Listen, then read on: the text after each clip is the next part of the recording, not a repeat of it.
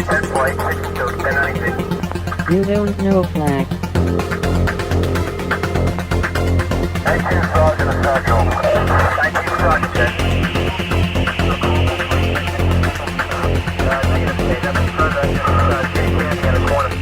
You don't know flag. Welcome to You Don't Know Flag, a podcast full of stories about retro gaming, retro computing, video games, arcade games, and technology from a guy who was there and still is. My name is Rob O'Hara, but for the next 30 minutes, you can call me Flag. Episode 110, Floppy Disks. Hello, and welcome to episode 110 of You Don't Know Flack, or as I said last time, episode 1010. How are you doing? I'm doing great. As you know by now, I've moved the podcast to its new home at podcast.robohara.com. So if you haven't changed your links or your RSS feed, you need to go update those. And also, as of the last episode, we launched our own forum, which is thegaschamber.robohara.com, or you can get to that by just robohara.com/TGC for the gas chamber. And the gas chamber is going really well so far. We have about 20, 25 users, something like that. And people have jumped in and started talking about the podcast. There's all kinds of stuff there. So if you haven't gone over to the forum, stop by there and sign up. Let me know where you heard about the podcast from. And that's pretty much it for old business. On this month, I was going to say this month show, whatever, on this episode of You Don't Know Flack, we're going to talk about the floppy disk. And the reason we're going to be talking about floppy disks on this episode is due to a news article that came out last week. It was covered on several tech blogs and websites. I just happen to have pulled up the story here. This is the one from PC World. The headline is, Sony to end floppy disk production. And this is PC World's story. It's pretty short. The floppy disk, already abandoned by most computer users, has been pushed closer to extinction by a Sony decision to end manufacturing of the storage media early next year. Sony, one of a handful of companies that still sells floppy disk media in Japan, will end sales of floppy disks by March 2011 due to dwindling demand. The Japanese domestic floppy disk market amounted to about 12 million disks last year, of which Sony had about a 70% share, it said. A 10-pack of Sony 3.5-inch floppy disks costs around 570 yen, or US $6, at a central Tokyo electronics store. Many of the remaining customers are legacy equipment users in the education and research sectors. So that was the story last week, that Sony is going to stop production of floppy disks. And the moment I read that, I immediately had all these old memories of old disk-related stories and just memories involving floppy disks and things like that. And, I thought, boy, that fits in great with this podcast. So that's going to be our topic for episode 110 of You Don't Know Flack. With that, let's get started.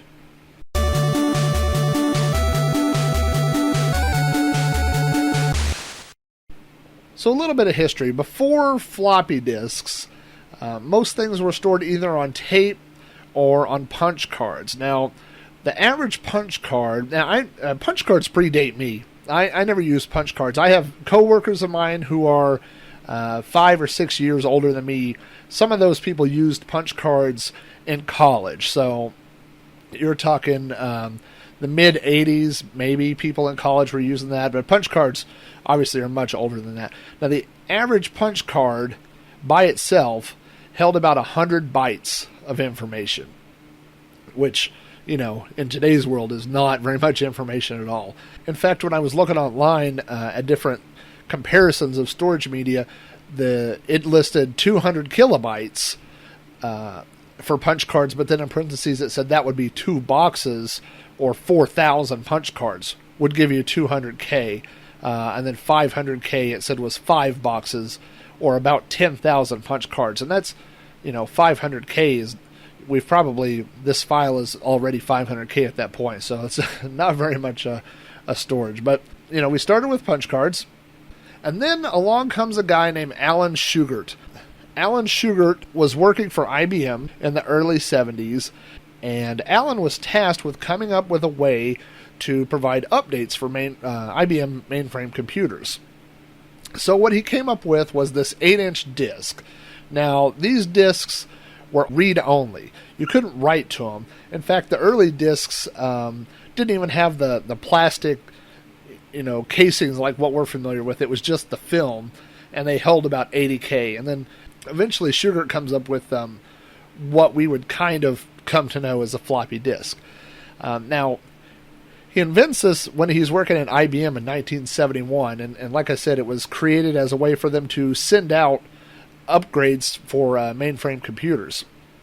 Now, in 1972, Shugart moves over to Memorex, and he's already invented this idea of floppy disk or whatever, but he sees that it could be used not only as a delivery mechanism, but as a read-write type of storage device. So in 1972, while he's at Memorex, he updates his design so that these disks can be read from and written to. For a little while, this develops into a kind of a back and forth between IBM and Memorex. In 1973, IBM releases single-sided, single-density diskettes, and they are advertised as holding as much as 2,000 punch cards. So we still have this comparison between floppy disks and punch cards at that time.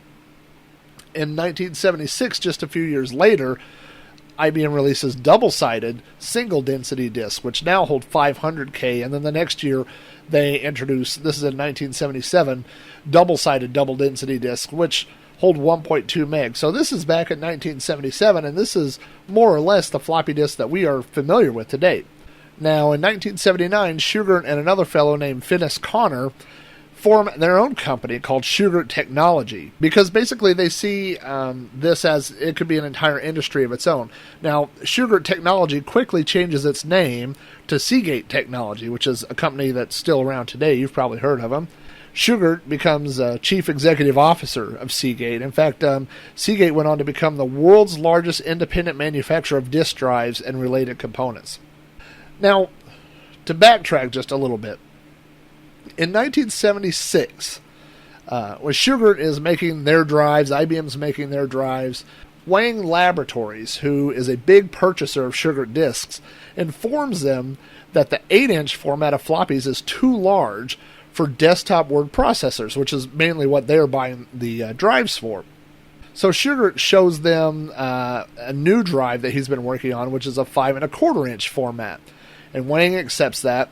So then we go through the same thing that we went before, where we have 5.25-inch drives, but disk capacities continue to increase.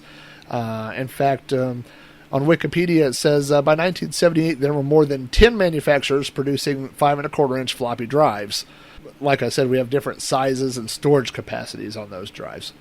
So around this point in time is where I personally come into the story, and not I didn't invent floppy drives or anything, but in the late 70s, early 80s is when I become aware of 5.25-inch floppy drives. 8-inch drives basically predated me. I do have one 8-inch floppy drive story, and I'll tell that later on in the podcast. But the first computer that my family owned was a TRS-80 Model 3.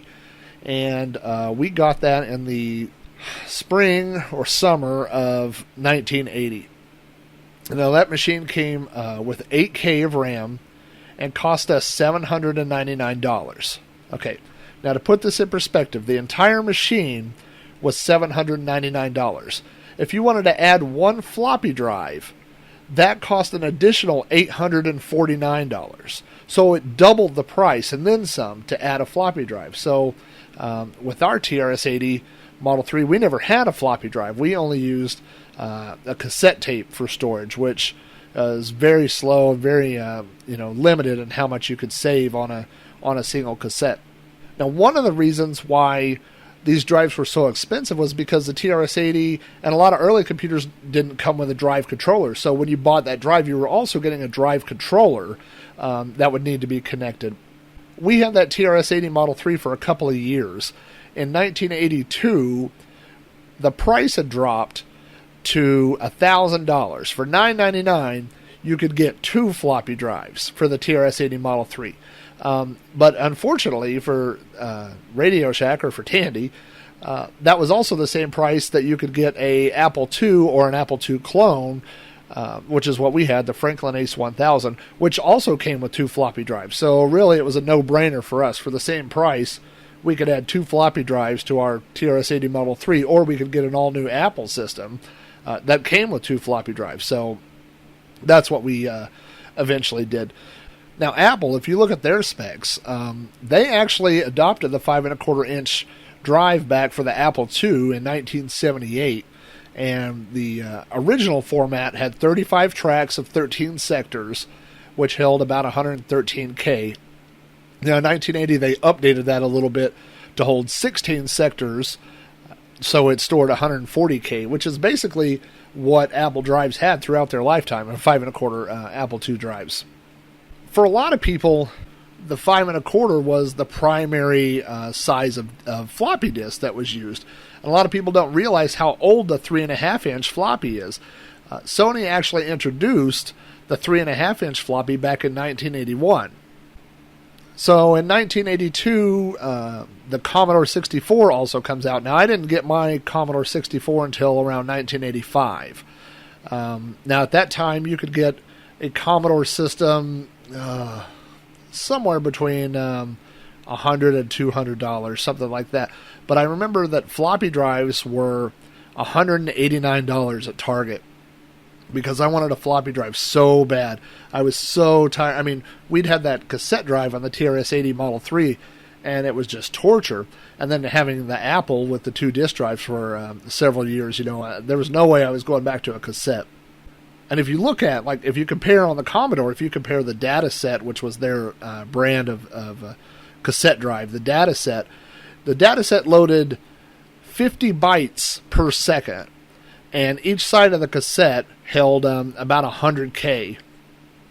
And so to load an entire side would take you almost half an hour, and if you compare that to the floppy drive, which of course is considered very slow now, but it held 165K per side, and it could load at 300 bytes per second. So right off the bat, it was 3 times faster.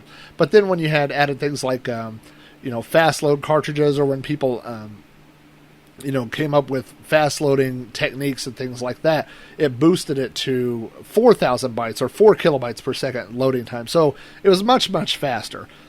Now, the Commodore had an advantage that it had its operating system and BASIC built in, so you didn't actually need to load those things in. But with the Apple, you did have to load your operating system, just like PC would have in later years. So nowadays, a lot of times people think about floppy disks as a way to, well, not now, but in the last 10 years or whatever, floppy disks were used as a way to distribute software.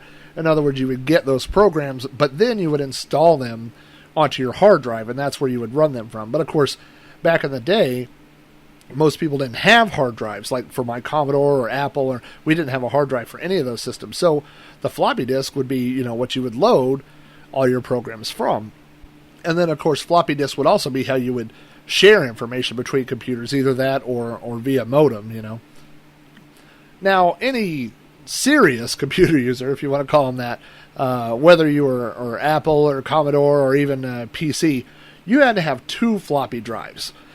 Now, of course, for the PC and the Apple, like I said, those didn't have their own operating system built in. So it was really a practical reason why you would have 2 floppy drives. You would boot off the first one. You might always leave your Apple DOS disk or whatever in the first drive, and then you might put a game in the second drive, and then you would go back and forth. The same thing might go on a PC, like if you were using a program, say like a spreadsheet program, like Lotus 123 or something.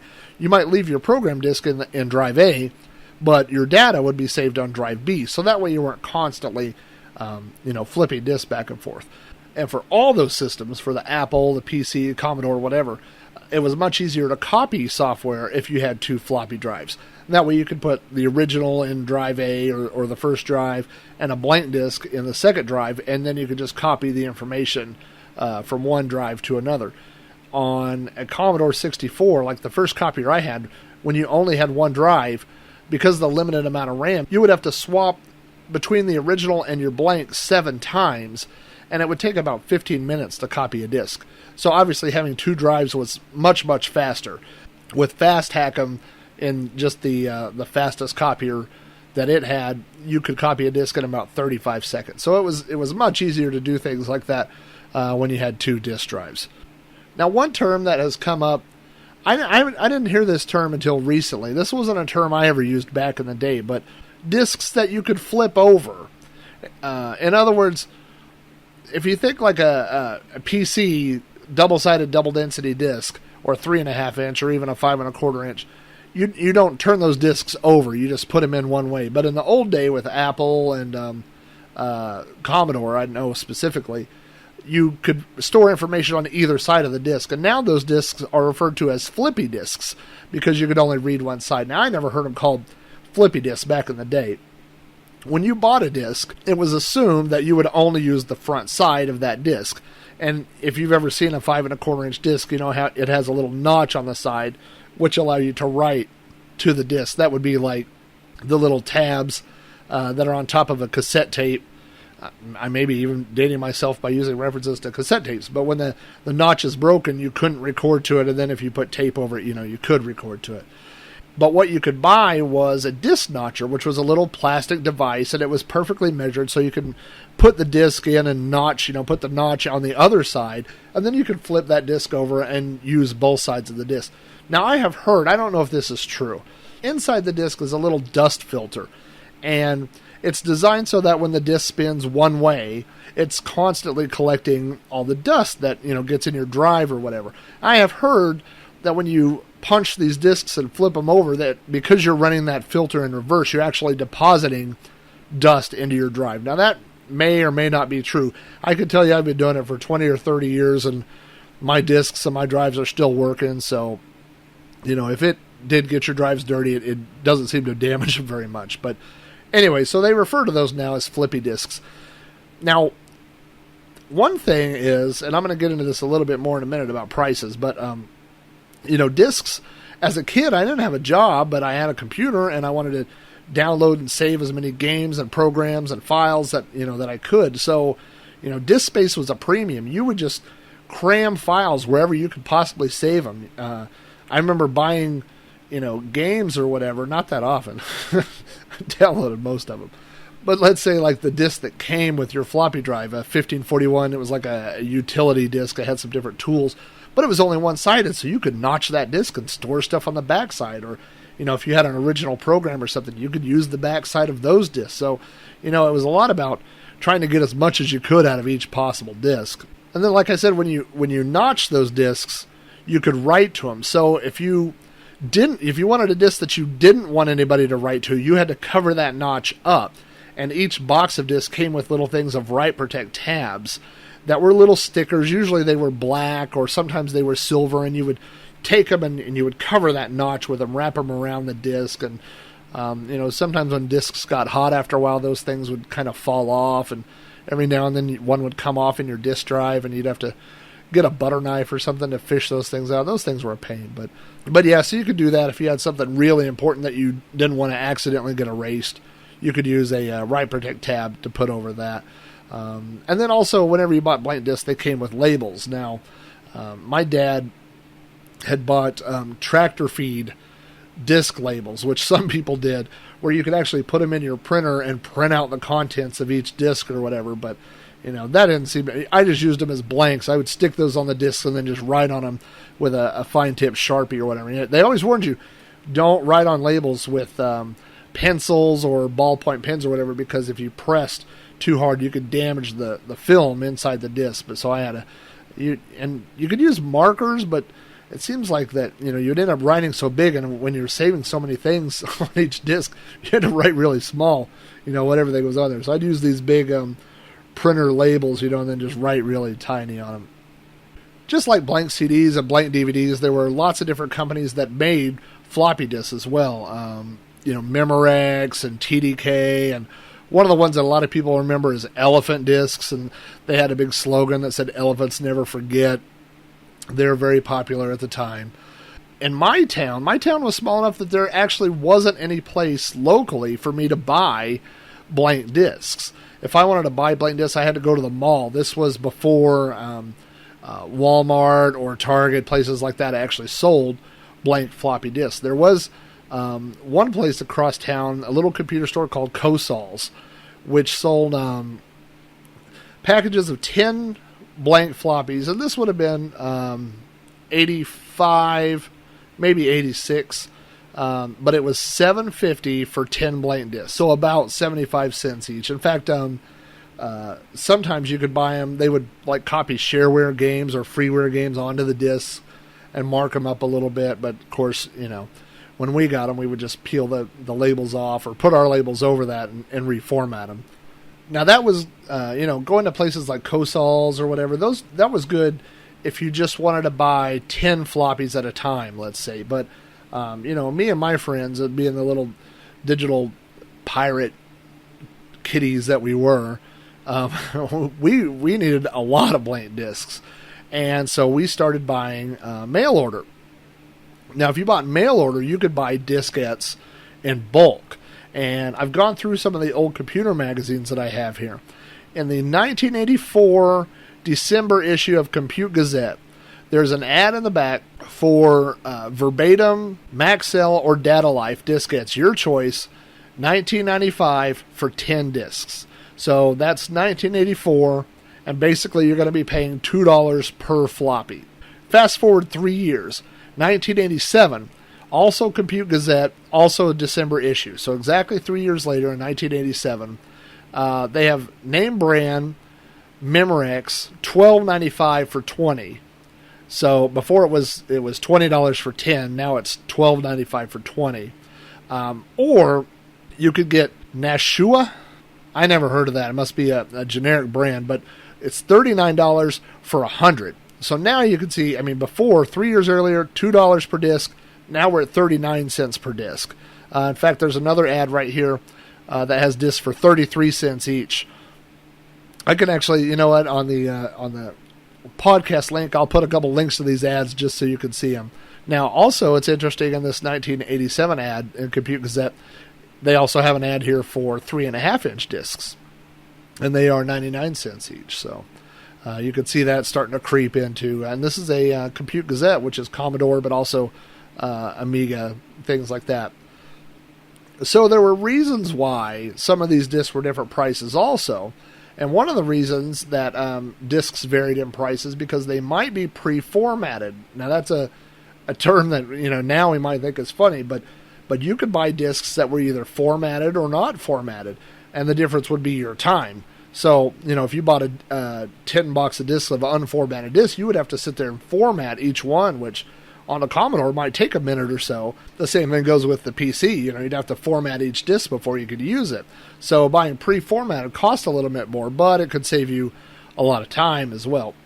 And another thing that happened quite a bit was because these discs were so expensive, later on, like when I was in high school, we were required to bring floppy disks to our computer class, but there was no reason, most of the people in my school didn't have a reason to buy 10 floppy disks in the late 80s or early 90s, so often the teacher would buy boxes of 10 disks. Of course, they're buying them, for $5 at that time or whatever, and then they would sell them to $1 per student. So it kind of seems like a racket in retrospect now that the teachers were making money off us. But you got to remember, this is the late 80s, early 90s, and there are still lots of people that don't have home computers at that point, Now, one funny thing I remember is on these bulk orders, we were kids, so we would try to, maybe get a couple of people to go in, like, hey, let's get 100 discs and I'll split it with you 50-50.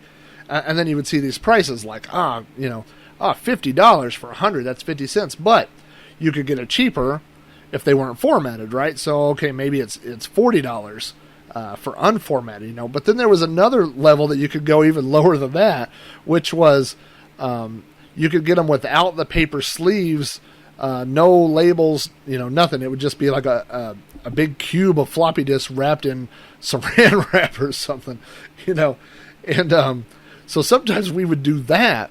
And I have a lot of old discs in my collection where I had to make my own sleeves out of printer paper or whatever. Like we would fold them up and use Scotch tape to hold these things together or whatever. Because, without that, all it took was one Coke spill or sometimes even touching the film or whatever, the oil on your skin whenever you would touch the thing. You could damage. They're not as fragile as people would leave you to believe, but they were pretty fragile. There's a lot of floppy disks that went bad over the years for me, and I'll talk a little bit about that. Now, another problem that you get into, or that I got into, was now that you're ordering hundreds and hundreds of floppy disks, is A, you have to have a way to store all these things, and then B, you had to have a way to keep track of where everything was. Now, when it comes to storing them, the ideal way was to buy these plastic disk boxes that everybody wanted you to have.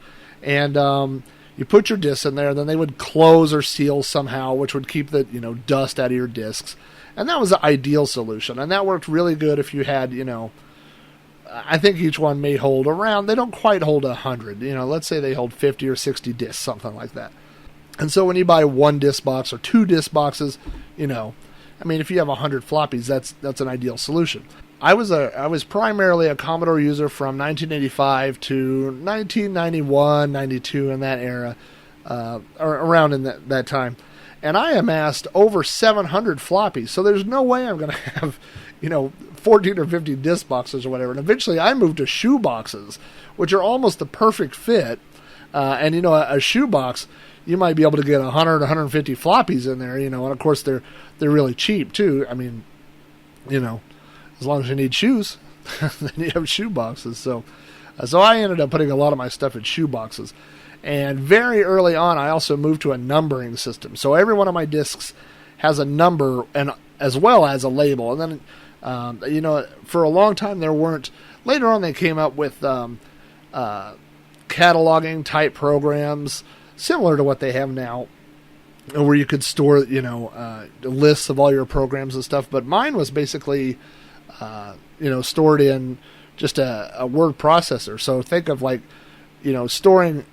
think of every file that's on your hard drive, or every file that you've had on floppy or whatever, and storing all those in Notepad. So every time you got a new file, you would have to give it a number and put it in there. And so it wasn't uncommon for those lists to go outdated and then have to go through and try to, sync it up. So, but as far as trading games among people went, really that how many discs you had was a kind of a status symbol, or a ranking way to rank people. If you had 400 discs of software and somebody else only had 100, well, if you wanted to get together and trade games, then obviously they were going to have to come to you because you had quote unquote more power, if you want to see it that way. There were also all kinds of weird things about floppy disks, and one that I remember very well was this text file. There was always text files like how to build bombs and how to do all these crazy things. Gosh, the one I always remember is there was one that talked about how you could get high from smoking banana peels, and then some people would read, just like today. People see stuff on YouTube or whatever, and they think, it must be real because it's on YouTube. And back then it was the same way. There was a thing where you could get stoned for about. A lot of these seem to be about getting high, but there was one where it said you could get stoned by licking frogs, and thank goodness I was smart enough not to try any of that stuff. But I know people who did, But there was one that talked about how to make a disk bomb, and the way that you would do this is you would take a floppy disk and carefully peel open the top part and pull the film out. And then when you took the film out, you would make this concoction out of match heads and nail polish remover, and you would mix all that up and paint it on the film surface. And once that had dried, you would assemble the thing back together, fold the top down, reseal it somehow, and then mail this disc to somebody. And of course, the file said you had to put a label on it like, hey, check out this new game or whatever.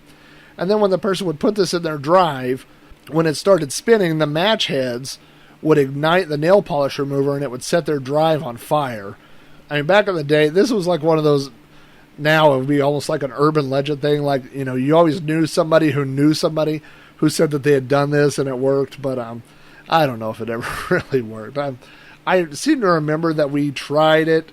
We tried to make one and sent it to somebody, but I never heard if it worked or not. And I'm sure it's the type of thing, if it did work, we would have heard about it. So I don't think it worked. But Another thing about floppy disks is you would think they're perfect for throwing, and of course, during the same time where I'm really into floppy disks is this other time where the big ninja craze comes in and everybody's throwing Chinese stars, and there's this one time I remember there's a friend, a mutual friend of mine, his name is Mark, and it was kind of a running joke that no matter what you did, if you threw something, it was going to hit Mark in the eye.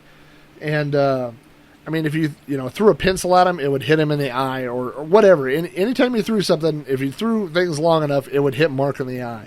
And so the friend that I met Mark through, Justin and I were sitting in his room one time copying Commodore games. And he had just finished telling me this story, and so Mark had left the room or something, and so when Mark came back in, Justin threw a disc at Mark. And of course, if you've ever thrown a 5 1/4 inch floppy disk, they don't fly straight like a Chinese star. They have, because they fly way up in the air and they loop or whatever. So he throws this disc and it loops way up in the air, almost into the ceiling fan, comes back down to the loop, arcs around, and hits Mark right in the eye, which is even funnier because at this point Mark's wearing glasses and it actually knocked the lens out of his glasses. Mark was not happy with us at all. But so floppy disks had many other uses other than storage, like being bombs or acting as Chinese stars. Now, from the early days of computing and floppy disks, piracy was a problem because drives were able to read as well as write. So it was very simple to, copy a file from one disk to another. And for many years, and it still goes on today, obviously, you had copy protection, which would try and prevent people from copying disks, and of course there was, copying software. The Commodore had things like Fast Hack'em and Maverick, and there's just millions of programs out there. Things got so bad at one point that there was actually a movement called "Don't Copy That Floppy," which was like a public service announcement, trying to get people to not copy disks. Because honestly, some people actually didn't know that you weren't supposed to share programs, and some people knew but did it anyway. So, and this is, someone has been kind enough to archive this and upload it up to YouTube. So here is a little bit of "Don't Copy That Floppy." But Jenny, hold up. Look, I brought a disc, and we could copy this, okay? And we can play it on my brother's computer. Okay, no problem. All we gotta do is... Whoa. Are you sure you know what you're doing?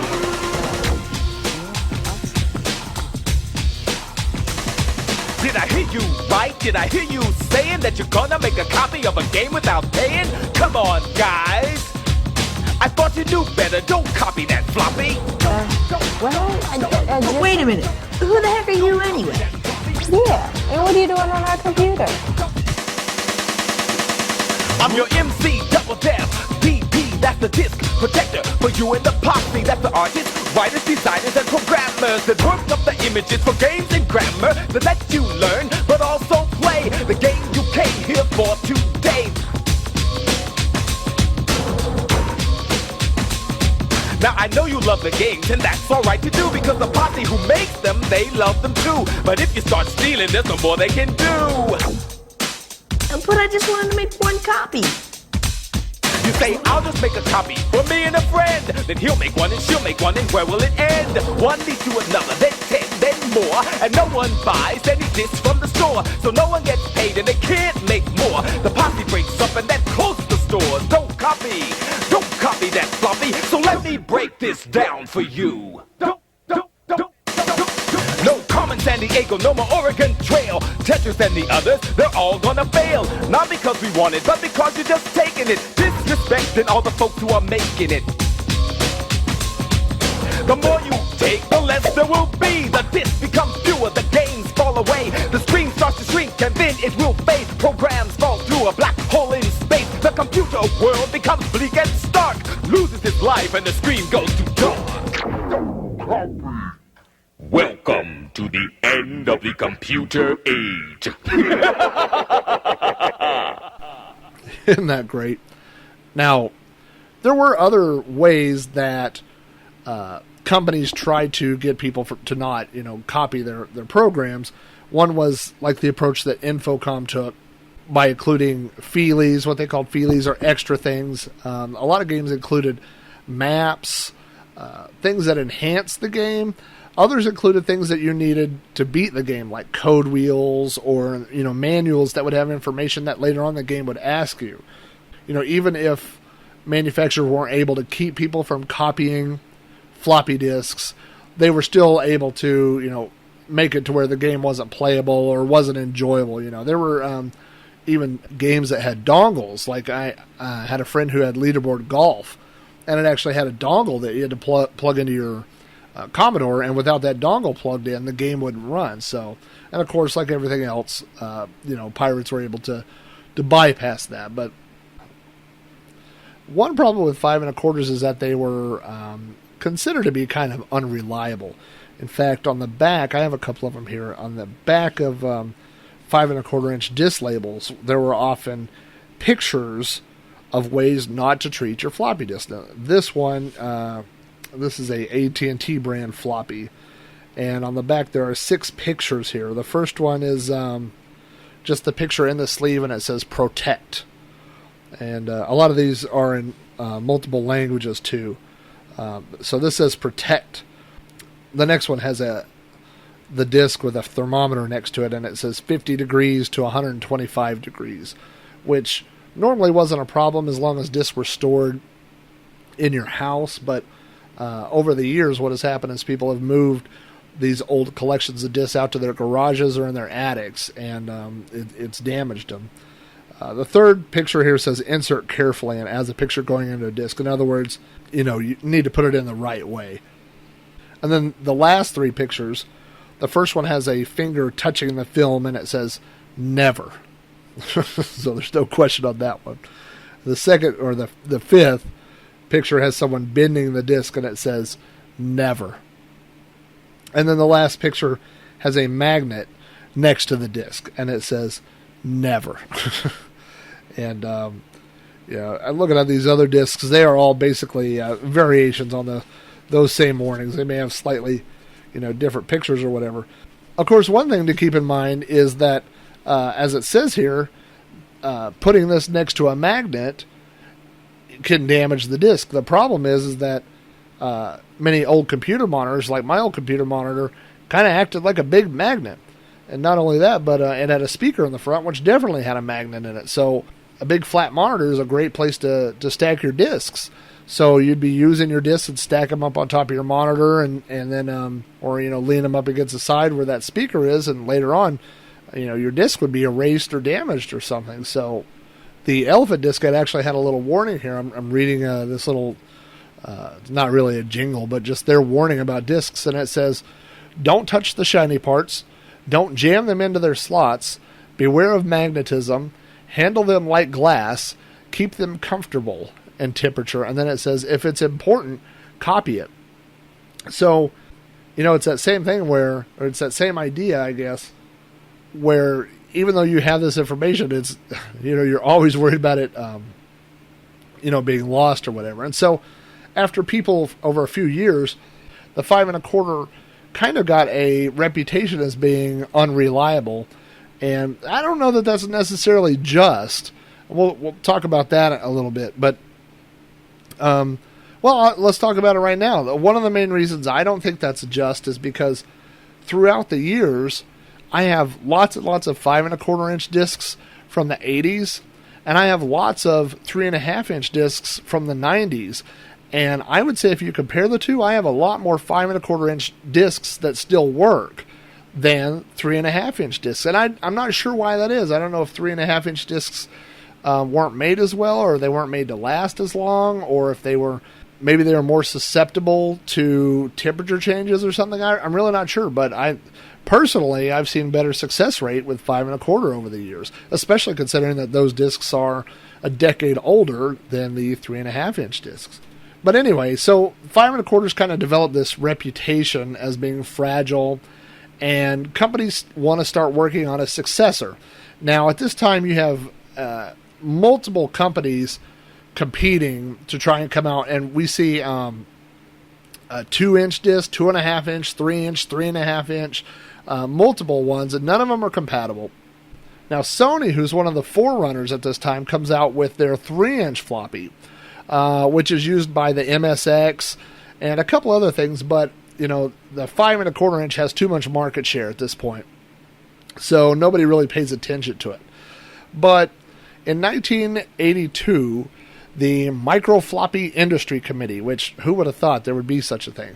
But this article says it's a consortium of 23 media companies get together, and they like Sony's idea, but they change it, and they agree that there needs to be a common standard for all floppy drives, and so they come up with the 3.5-inch. So it's a little bit different from Sony's, but so we start seeing this 3.5-inch disc around 1983. And in 1984, Sony pitches their 3.5-inch drive to Apple. And this is the drive that they end up using on the Macintosh and on the Macintosh 128. And so that kind of sets the standard. Once Apple goes with this drive, then in 1985, Atari goes with that drive with their home computers. So we see it on the Atari ST. Commodore adds it to the Commodore Amiga. We also see the 1581 disk drive for the Commodore 64, which is an add-on disk drive, which uses 3.5-inch discs. The Apple IIgs. So pretty much everybody adopts this, and it becomes the standard. In fact, by 1988, the 3.5-inch disc is now outselling 5.25-inch discs. So people really like the 3.5-inch disc, and it had a lot of advantages over 5.25-inch disc. One advantage was it had a hard case, so all these warnings about folding discs or putting them in the wrong way or whatever. You couldn't see the film, and you couldn't bend them, and you could only put them in one way, which was kind of a 5.25-inch disc you could actually put in upside down or backwards or sideways or whatever. And with a 3.5-inch disc, it was designed to only go in a drive one way. We also have a sliding tab now for write protecting, so you could slide this tab to protect the disc and then slide it back over, so we could get rid of all those little sticky decals that we've been using. And like the 5.25-inch disc, the 3.5-inch disc is used both to deliver software for installation to hard drives, but it's also used to run software directly off of.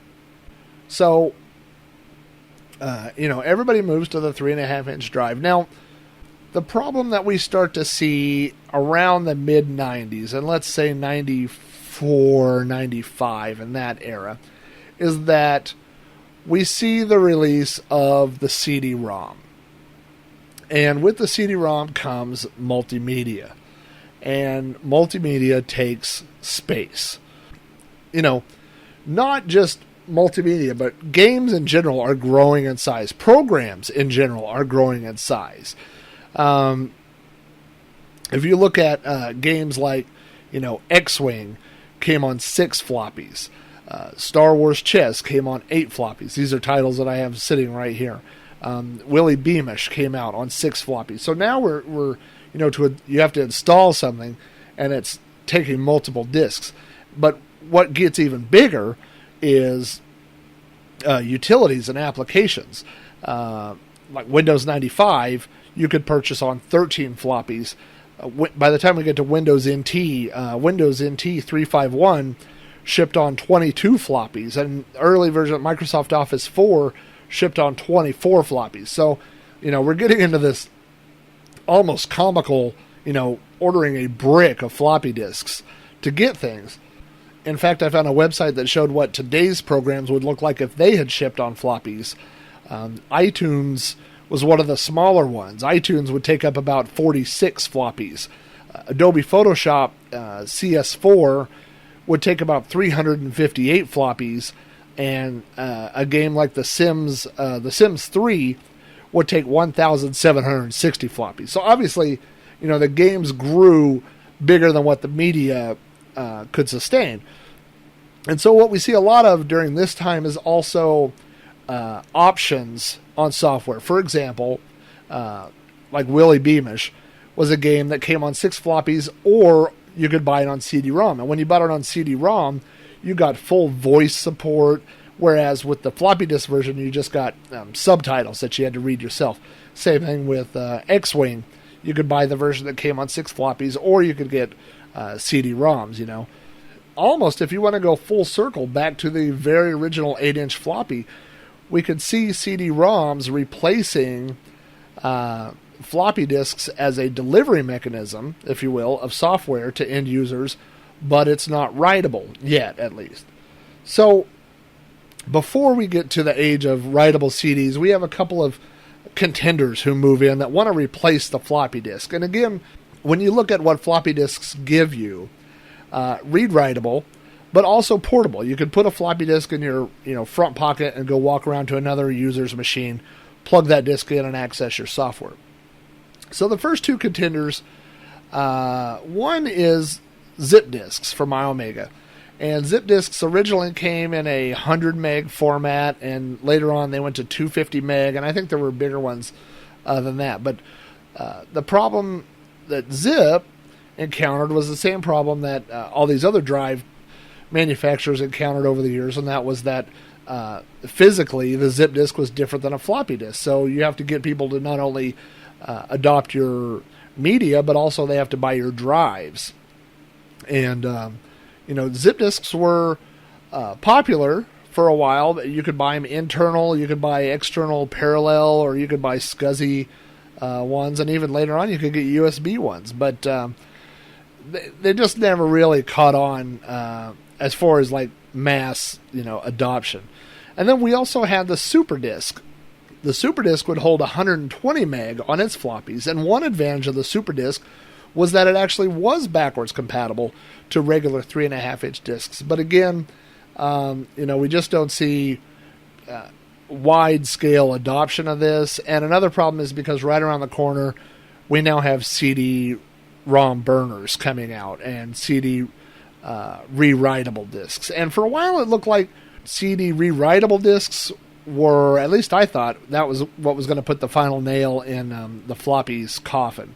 I'm not sure exactly why that didn't happen. I know from a personal standpoint, especially on those early CD rewritable drives, that it seemed like you could, write a disc, but if you use it on a different drive, it might not read it or whatever. So there was always that kind of incompatibility issues, or you could, maybe you could write to it on one, but you couldn't write to it again from another drive. So I don't know. It just never really caught on. But, people still into the late 90s, people are still using floppy disks.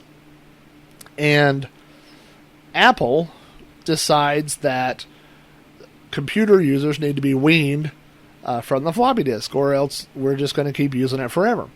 And so in 1998, they released the iMac, and the iMac has no floppy drive. And of course, this was major headlines at the time. What are we going to do without a floppy drive? But it was pitched that whatever you needed, you would save on your hard drive, or you could save to a network drive, which made sense. But most people at home didn't have network drives or whatever, so it was one of those situations where you were kind of being forced into a new paradigm, an ideology. I don't know. I don't think people were ready to give up their floppy disks at that time, but they were kind of had to if they went to the iMac. Most other computer retailers did not follow suit for several years.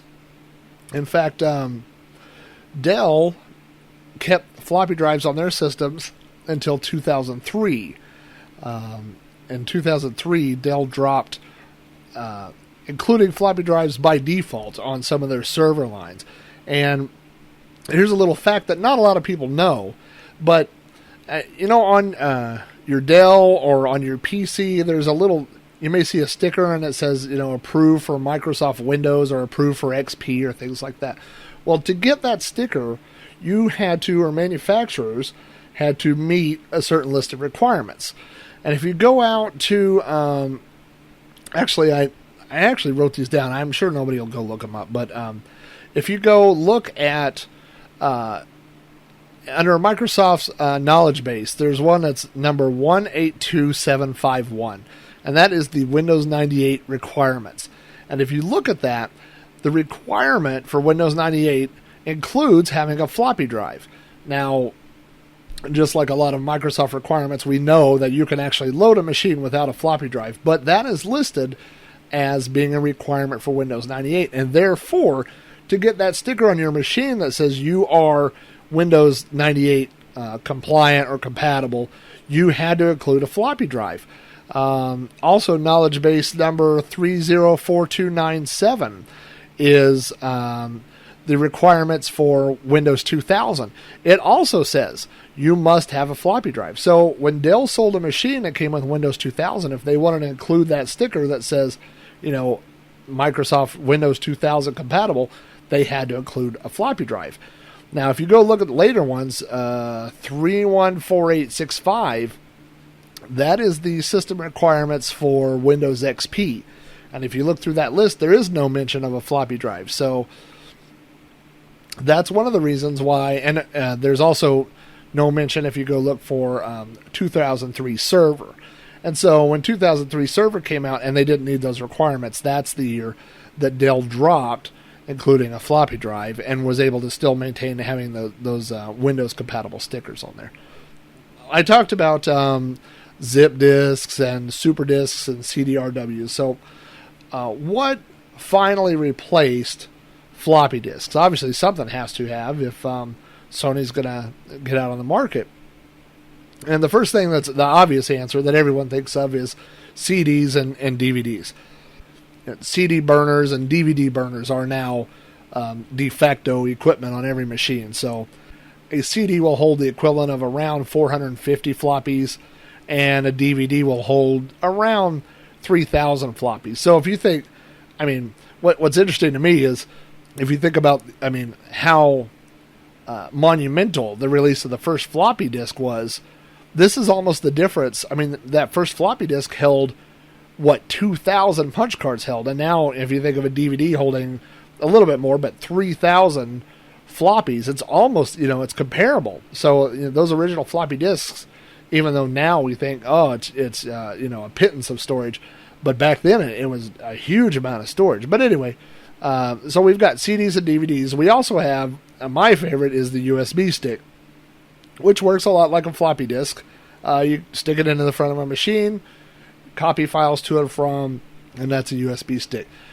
We also have external USB drives, and this could be used, I have external terabyte drive sitting right here, so there's no limitation really to the amount of storage you can put on USB external disk drives. We also have SD cards and CF or compact flash cards, and I really thought we would see more of those. One of my machines here at the house has a little compact flash disk or drive bay on the front, I guess, where you could stick in SD cards and compact flash cards and things like that. And I really thought we would see more of those, but now with the proliferance, I guess, of USB sticks, it just kind of, it's a good way to move data to portable devices, but as far as using them as storage, I guess that just didn't catch on. We also have phones as far as moving data from one place to another. I know I can plug in my phone and just copy files to it and take it to work and copy the files off. So that it kind of similar to USB stick or something like that for storing data or moving data, and it kind of replaced that need to have a floppy disk. There's also a floppy to USB adapter. I found this the other day while looking online, and I think this is really cool. The form factor is the same as a floppy disk, but instead of putting a floppy disk in, you put a USB stick in the front. So you plug it in, but the machine sees that as a floppy disk. So anything that you would need to read or write from a floppy disk, this device will replace that. And it's called a floppy to USB by PLR Electronics.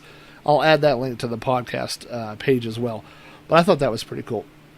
But then the other things that have replaced floppy disks are obviously network storage.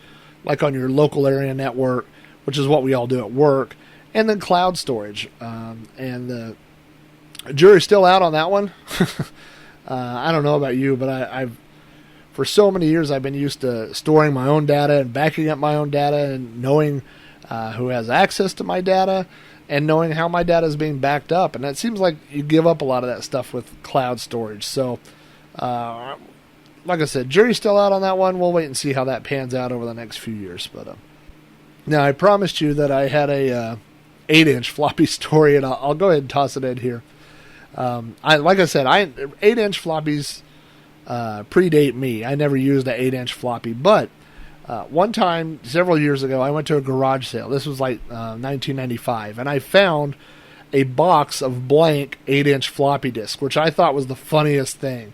I mean, at that point in time, 5 1/4s are almost have been phased out, so we're all 3.5 inch. So an 8-inch floppy is just comically large, So I bought it just, because I'm me, and it's an old computer thing, but I just thought it was hilarious. So I bought these disks. I had no use for them, but so I bought them and I brought them home. So a couple of years later, I'm working as a computer network administrator as a government employee, and I'm unpacking. I just moved across the country, and I'm unpacking all my stuff, and I find this box of 8-inch floppies. And one of my roles was, to set up the server room. And so I had my server and everything. And I don't know why I decided this would be funny, but I take this 8-inch floppy, I put a label on it, and I write, emergency server boot disk. And I tape it to the side of our server. So it's this kind of funny thing for me. Every time I go in the server room, I see this 8-inch floppy mounted to the side of our server, and it says emergency boot disk or whatever. So the next year, like the fall of 1997, I go to Comdex in Las Vegas, and I'm there in Comdex with a buddy of mine, and we're hanging out, and I get a phone call from my office back in Washington, and the people at the office are frantic. I'm actually talking to the secretary, and the secretary says, the server is crashed, and nobody could get it to boot, and they've got all these people in my office trying to get the server to boot, and they're trying to figure out how to use this server emergency boot disk. And in the back of my head, I'm thinking, what are they talking about? I don't have any boot disk. And then it dawns on me that they're trying to use this 8-inch floppy, and trying to figure out where to put this thing. There's obviously no drive big enough to put this disk in. So anyway, when I got back to the office, I actually took the disk back down, to avoid confusion. But anyway, so other than playing practical jokes on coworkers, what are floppies useful for today? And there are actually quite a few things. Some of them are pretty far out there. There are entire Linux distros today that run off a floppy disk. There are floppy disk based firewall Linux systems. You could just download it on a floppy, burn it, and run a machine completely off a floppy disk. I know in my working with servers and machines and things like that, a lot of times I have to upgrade firmware and sometimes BIOSes, and that's all done still through floppy disk today. So I think eventually we'll see newer systems that will allow us to do that from USB sticks, but right now we still do that quite often through floppy disks. And obviously, playing around with old computers, if you're like me, you still need old floppy disks. Another large consumer of floppy disks are synthesizer owners. There are several keyboards and synthesizers that store their sounds and sound banks and things like that on 3.5-inch floppy disks. So that's another large user of 3.5-inch disks. There are also digital cameras like the Sony Mavica that store their pictures on floppy disks. Now, they're not making new ones like that today, but the people that own those are still using floppy disks. And then there's lots of dedicated lab equipment, scientific equipment that also use floppy disks that have floppy drives built in them. So there are still quite a few uses for 3.5-inch floppy disks today. Obviously not enough for Sony to keep making them, and I'm guessing there will still be a surplus of those for many years to come, so I don't think people will have to run out and stock up on floppy disks anytime soon. I know on eBay multiple times I've purchased 5 1/4-inch floppy disks still, even new ones, still new in the box. So I don't think we'll run out of 3.5-inch floppies anytime soon. Now, using floppies today, there are still, really, to use a floppy today, all you need is a floppy drive. Even as current operating systems like Windows 7 still support floppy disks. I know a lot of people, there were rumors that Windows Vista or Windows 7 would drop support for floppy drives, but they haven't. So if you still have a 3.5-inch internal drive or even a 5.25-inch drive, those operating systems do support those drives.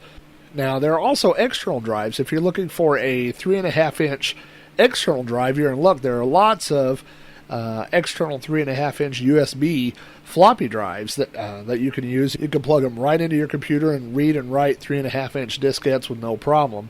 Now, you would think that someone would have done the same thing for 5.25-inch floppy disks, but unfortunately that hasn't happened for several years until recently. A new drive controller called the FC5025, haha, wink wink, was released. And the FC5025 is a USB solution. You plug USB into it, and then you can plug a 5.25-inch floppy drive into it. Now, the device is designed to be internal. You can put this into a slot in your computer, run power to your drive off your power supply or whatever, but what several people are doing, such as myself, is converting these into external units. And hopefully on my website, robohara.com, I'll have some updates soon of what I'm doing with that, but I'll give you a hint. I have a couple of 1541 cases and with dead drives in them, so you never know what you could see a FC5025 installed into, but we'll see how that turns out. Now, a lot of times when people are going back and finding these old discs, they have trouble reading them, and it could be problems with the diskettes themselves, but more often than not, it's problems with the drives. Now, 5.25-inch drives were notorious for needing to be realigned, and there are guides online for realigning old drives, and also both 5.25 and 3.5-inch drives also could be cleaned, and so it's a good idea. You can either do that manually, and again, there are lots of instructions online of how to clean them with alcohol and a Q-tip, or you could buy drive cleaning kits, which basically was an automated way of doing the same thing. It was a disc-shaped cleaner that you would apply the cleaning solution to, put the disc in the drive, and then run the drive multiple times to clean the drive. You can actually do, I guess you'd call it a disc transplant, and this does work. I've actually done this before. If you have spilled Coke or something inside a disc, or maybe fingerprints or something like that, oil on the disc has made it unreadable, you can actually open up either a 5.25 or a 3.5-inch drive, carefully remove the film by touching it as little as possible, and then soaking that in soapy water and rinsing it off, letting it dry, and putting that into another, would you call it a disc container or disc sleeve, whatever, the outside part of a floppy disk. But you could transplant that film from one diskette to another and oftentimes recover the information on there. So for the last part of the podcast, I know I'm running long this time, but what else is new? I jotted down a few interesting uses for floppy drives that I've seen pop up lately. And there are two really that stuck out. I mean, obviously people have used them for art projects and wall decorations, things like that. But the two that I really enjoyed were, one is people have been using floppy disk drives to make music with. Now, I don't mean they are creating music and storing them on the disk. I mean they are actually using the drives themselves by manipulating the motor and what speed they run in to make music. So here are a couple examples. Here's one in particular. This is a Commodore 1541 disk drive that someone has programmed to actually make it play music.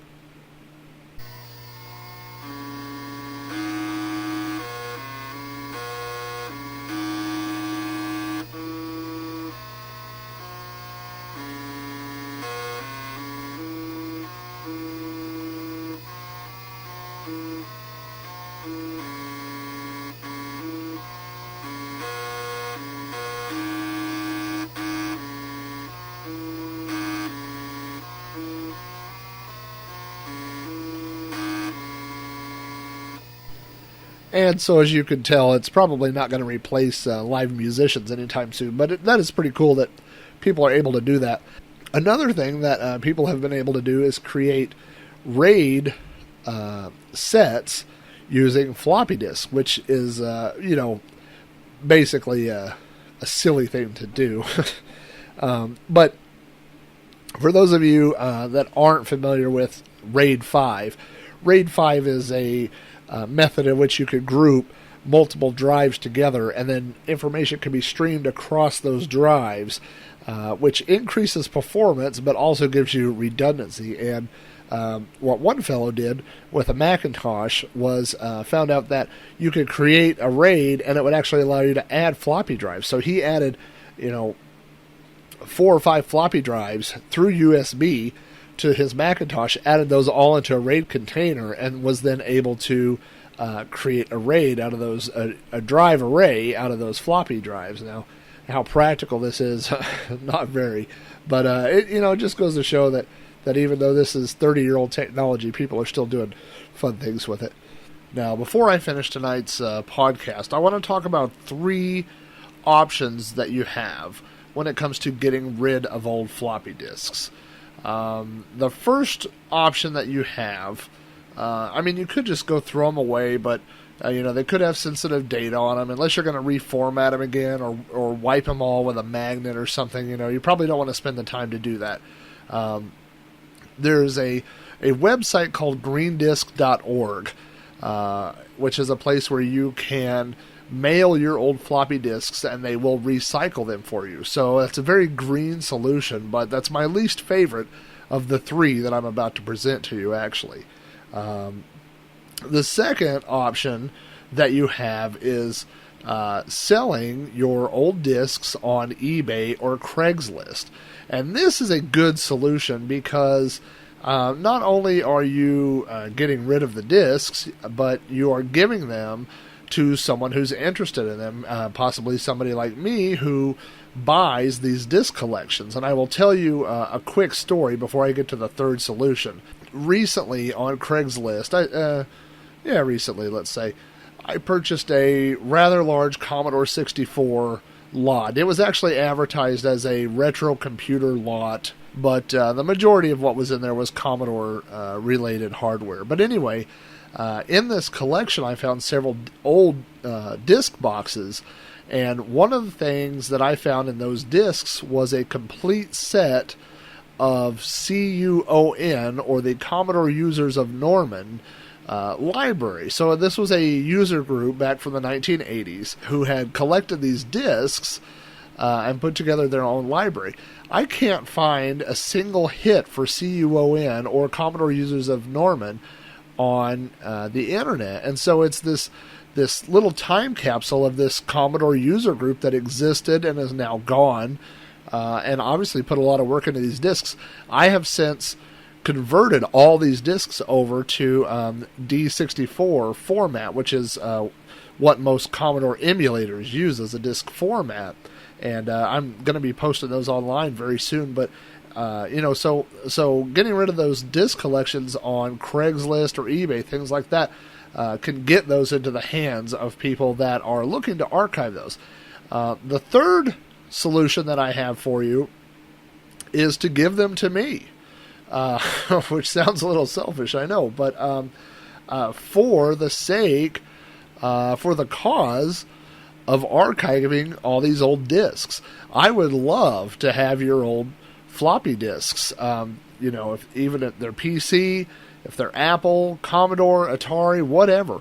I own one of those FC5025 controllers that I talked about earlier, which will let me archive discs in any format. You can even archive TI-99 floppies. So if you have old floppy disks sitting in your garage or in your closet, you don't know if they're good anymore, you want to get rid of them, but you don't know what to do, drop me an email at podcast@robohara.com and we will work out a deal. Also, Jason Scott, who is well known as a digital archivist. Jason would love to have your discs as well for archival purposes. You can email Jason directly at jason@textfiles.com. So if you have these old discs that are just sitting around collecting dust, get them to somebody who will archive it. These discs are not going to last forever, and you never know. You could have a program that people have been searching for, or old lists of BBS's old documents, things that only you had on those discs. And when that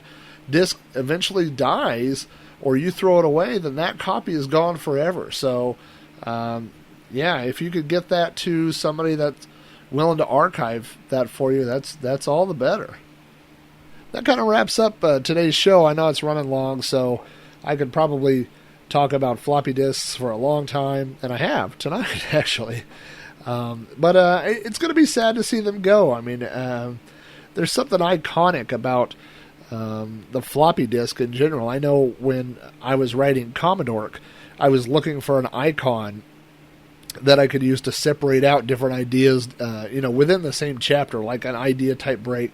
And I ended up using a 5 1/4 inch, small icon of a 5 1/4 inch disc turned at a 45-degree angle. And to me, that just summed up, that whole time. Like everything, when I think about old computers and that whole era, I just, you always think about floppy disks. You always think about having them stacked around and sorting through them and rummaging through people's collection, looking for software and stuff. So it'll kind of be different to not think about that anymore. I can't imagine, having a collection of a little container full of USB sticks, on my desk or anything like that. So it will kind of be sad to go, but also with the limited amount of storage and the lifespan on them, I guess it's everything had its day, and the day for floppy disks is over. So anyway, thanks for listening to yet another episode of You Don't Know FLAC.